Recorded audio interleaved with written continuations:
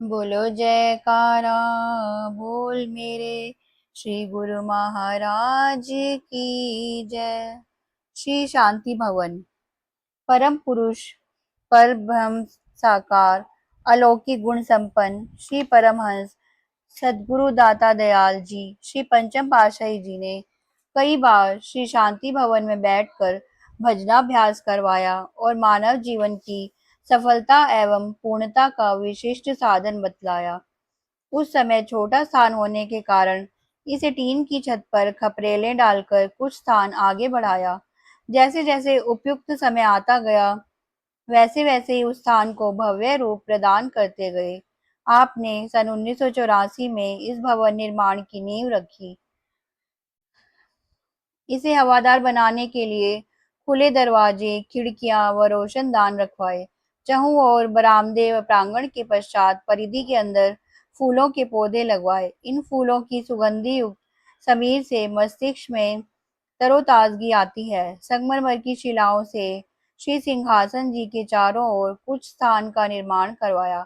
इसका सेवा कार्य अति तीव्र गति से संपन्न हुआ और यह भव्य भवन 1 वर्ष में बनकर तैयार हो गया। संगमरमर का कार्य धीमी गति से चलता रहा।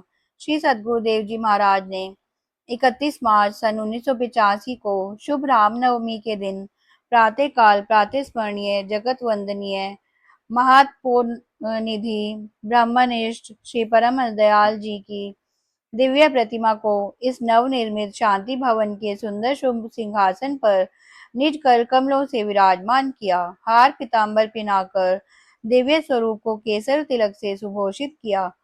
श्री आरती पूजा का कार्यक्रम हुआ। महाप्रभु जी ने अपनी दिव्य वाणी में फरमाया, संसार में काल और माया का ऐसा चक्र चल रहा है कि जीव गफलत की निद्रा में सोकर अपने लक्ष्य को भूल गए हैं, जिसकी वजह से जन्म जन्मांतरों से पीड़ित होते चले आ रहे हैं।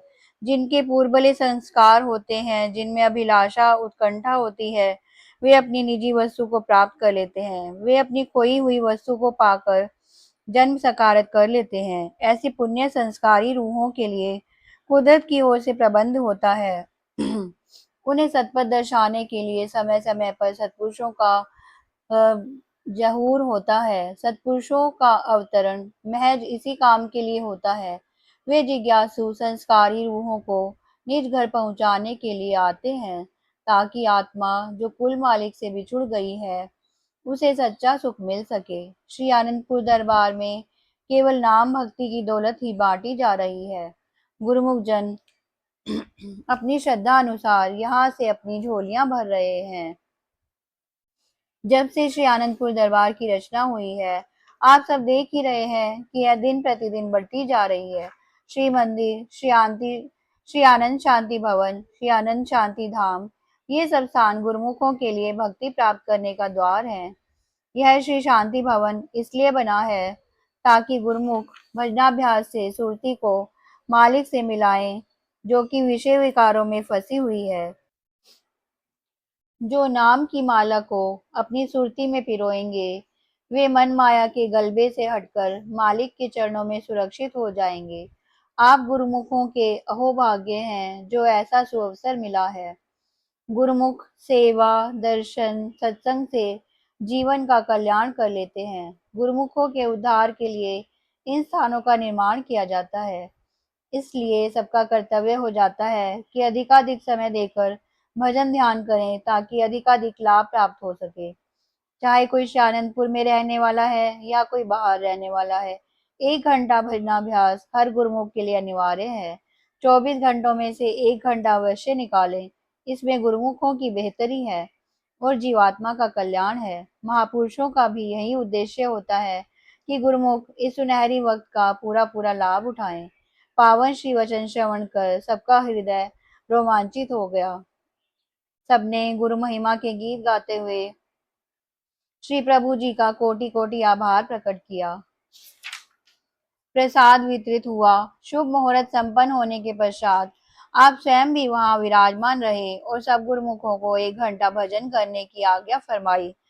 सबने श्री दर्शन ध्यान करते हुए तेजोमयी प्रभा को अंतर्मानस में भरते हुए शांत एकांत समय में उस आत्म आनंद को पाया जिसे हजारों वर्षों की तपस्या करने पर भी प्राप्त नहीं किया जा सकता।